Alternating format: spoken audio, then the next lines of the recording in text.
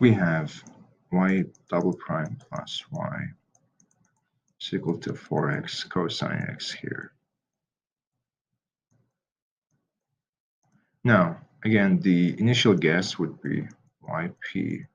Since we have cosine here, we must involve both cosine and sine with the first order polynomial, and plus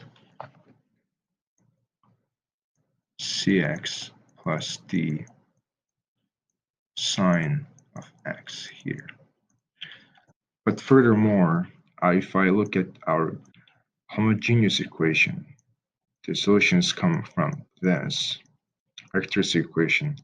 This means the solutions are y1, 2 are cosine x and sine x.